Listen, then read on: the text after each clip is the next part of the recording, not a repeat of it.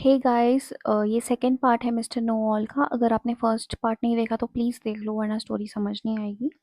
इस second part में three new characters की एंट्री है।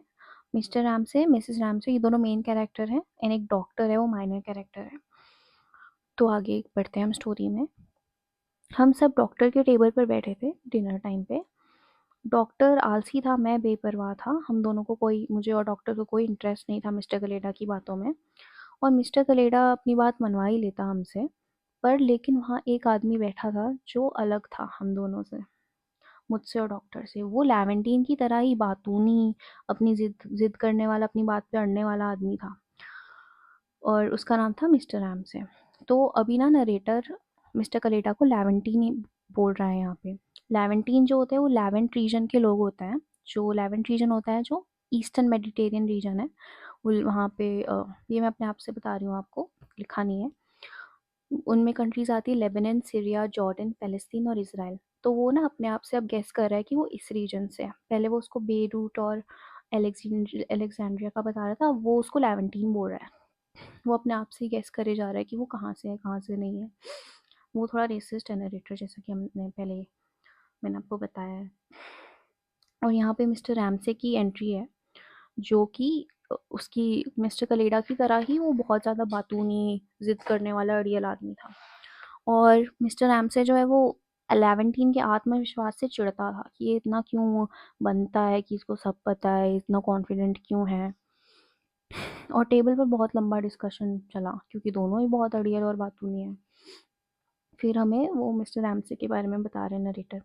मिस्टर रैमसे जो है वो अमेरिकन कॉन्सुलर सर्विसेज में काम करते थे, और उनकी पोस्टिंग जो थी वो कोबी में थी। कोबी जापान की एक सिटी है। वो काफ़ी भारी आदमी था, और वो मिडल वेस्ट से था। उसकी जो टाइट स्किन थी, बाहर से स्किन उसकी टाइट थी, लेकिन अंदर मोटी चर्बी थी। और वो अपने रेडीमेड जो उसके कपड़े थे, उसके बाहर भी उसका मोटापा, उसका फैट, उसकी चर्बी बाहर निकल रही थी उसके रेडीमेड कपड़ों में से भी।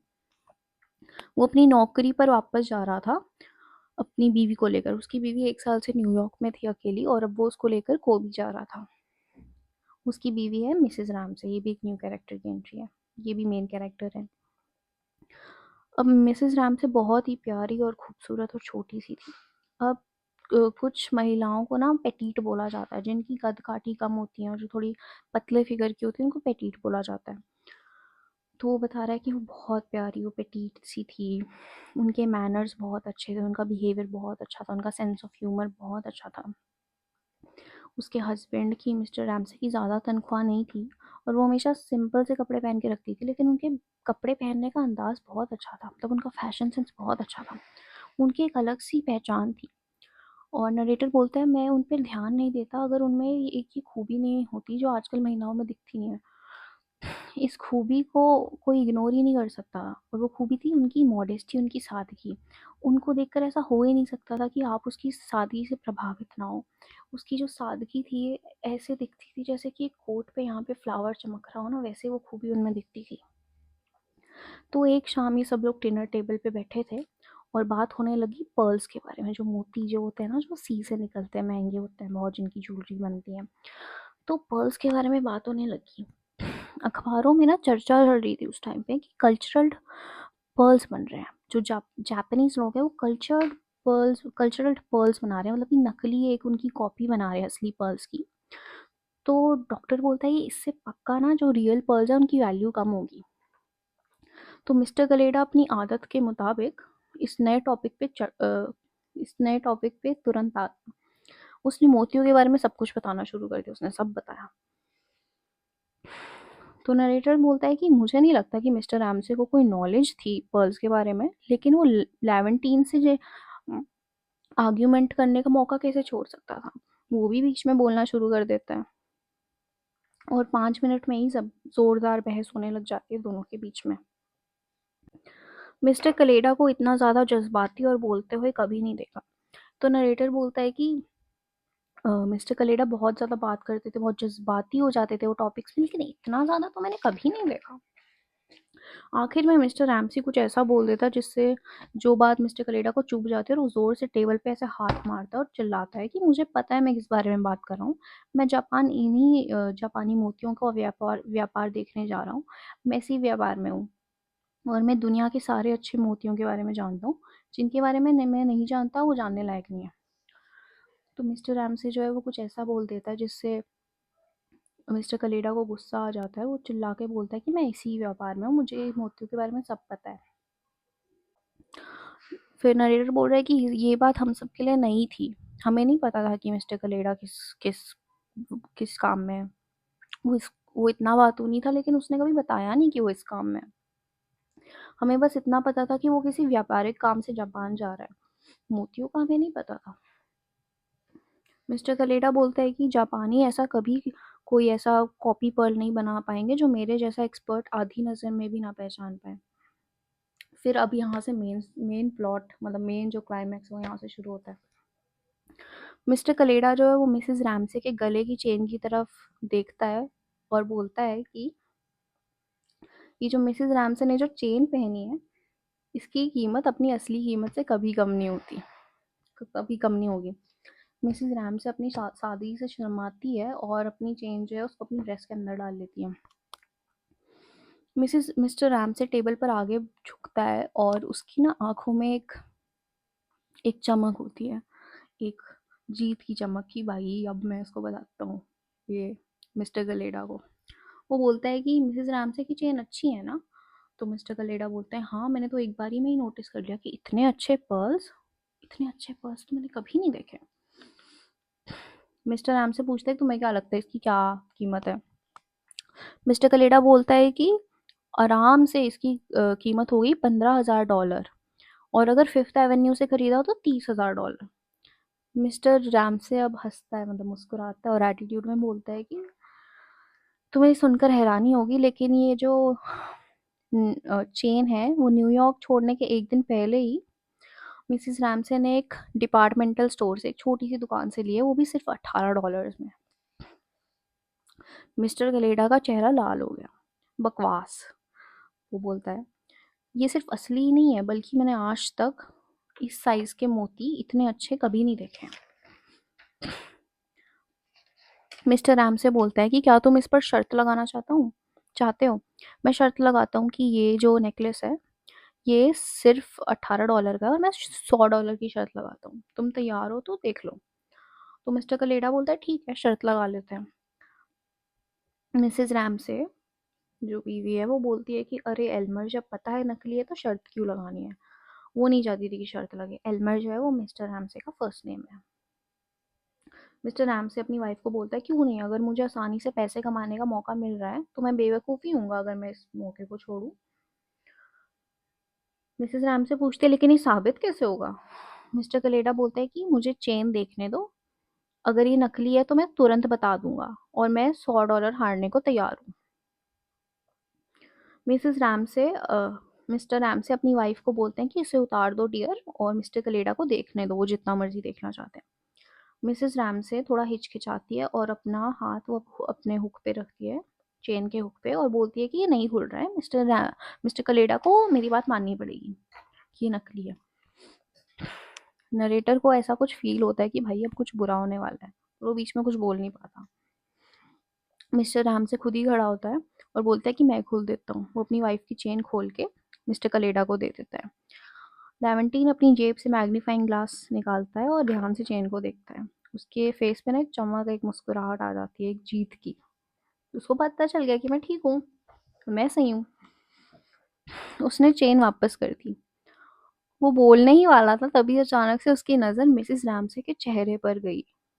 मिसिस रैमसे का चेहरा इतना सफ़ेद पड़ गया था जैसे वो अभी बेहोश होने वाली हो।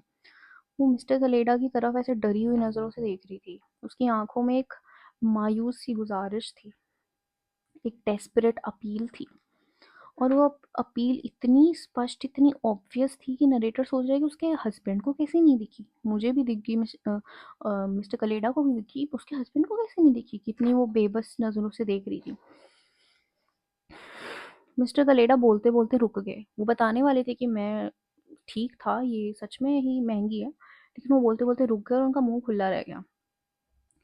उसका चेहरा लाल हो गया। बहुत कोशिश कर करके वो बोल रहा था, और उसने फाइनली बोला कि मैं गलत था।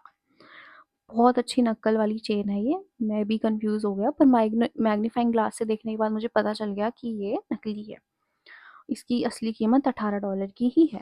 उसने अपने जेब से पॉकेट बुक में से $100 का नोट निकाला और बिना कुछ बोले उसने मिस्टर रैमसे को दे दिया।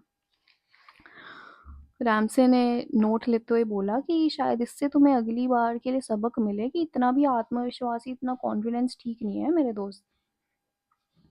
अब नरेटर नोटिस करता है कि मिस्टर कलेडा के हाथ कांप रहे थे।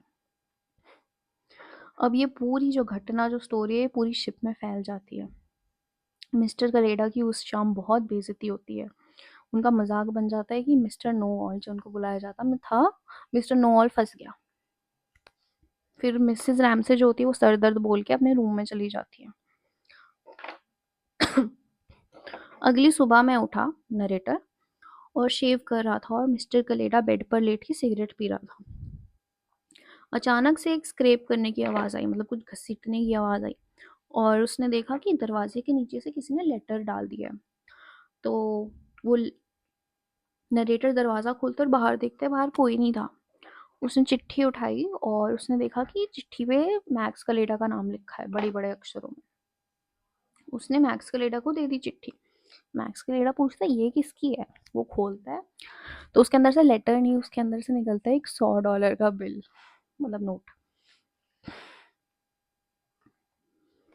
और वो हैरान हो जाता है, दोनों के दोनों। मिस्टर कलेडा उसको देखता है, नरेटर को, और उसका मुंह दोबारा से लाल हो जाता है। वो एनवेलप फाड़ देता है, जिस लिफाफे में जो आया था नोट, वो एनवेलप को फाड़ देता है और नरेटर को देता है और बोलता है कि ये पोर्ट होल से बाहर फेंक दो। पोर्ट होल जो होती है वो शिप की खिड़की होती है। और नरेटर बाहर फेंक देता है और वो पूछता है मिस्टर कलेडा से, क्या मोती असली हैं, असली थे। मिस्टर कलेडा कुछ नहीं बोलता इस बारे में। वो बस इतना बोलता है कि अगर मेरी इतनी प्यारी बीवी होती तो मैं उसको अकेले में नहीं छोड़ता उसको 1 साल न्यूयॉर्क में, और मैं खुद जबकि कोबी में होता। उस पल मुझे ऐसा लगा कि मिस्टर कलेडा इतने भी खराब नहीं है। उसने अपनी जेब से पॉकेट बुक निकाली और $100 का नोट उसमें रख दिया। तो एंड में नरेटर को रियलाइज होता है कि मिस्टर कलेडा जो है वो इतना भी बुरा नहीं है। सी स्टार्टिंग से उसने कितनी बारी बोला कि मुझे वो पसंद नहीं है ना, बहुत रीजंस की वजह से, उसका नाम, उसका सामान, उसका बिहेवियर। लेकिन एंड में वो बोलता है कि वो इतना भी बुरा नहीं है। वो ऐसा क्यों बोलता है? हमें जैसा बताया गया है कि मिस्टर कलेडा जो थे वो बहुत ज़्यादा बातूनी थे, अपनी बात पे अड़ने वाले आदमी थे। और सोचो वो इसी काम में थे तो ये बात उनके लिए कितनी बड़ी होगी, है ना। वो इसी बिजनेस में थे, पर तब भी उन्होंने अपनी इज्जत की परवाह ना करते हुए उन्होंने उस लेडी की, मिसेज रैमसे की इज्जत, उनकी डिग्निटी के लिए झूठ बोला कि वो गलत थे। और उनका जो पर्सनैलिटी थी, जो उनका नेचर था, वो ऐसा था कि मतलब समझ लो आप, उन्होंने अपनी नेचर से पूरी उल्टी चीज़ करी, वो भी एक स्ट्रेंजर, एक लेडी को बचाने के लिए। क्योंकि अगर सच पता चल जाता तो पता नहीं फिर उनकी मैरिज का क्या ही होता। तो इसीलिए नरेटर को एंड में फील होता है कि शायद वो इतने भी बुरे आदमी नहीं। ओके, एक और चीज़, वो लेटर किसने भेजा था ये चीज़ मेंशन्ड नहीं है, बट ऐसा माना जाता है कि वो मिसेस रैमसे ने ही भेजा था गिल्ट में, वरना और कौन उनको $100 भेजेगा, है ना। सो स्टोरी ख़त्म होती है गाइस, एंड आई होप आपको वीडियो अच्छी लगी हो। Please subscribe, like, comment and leave a feedback. Thank you.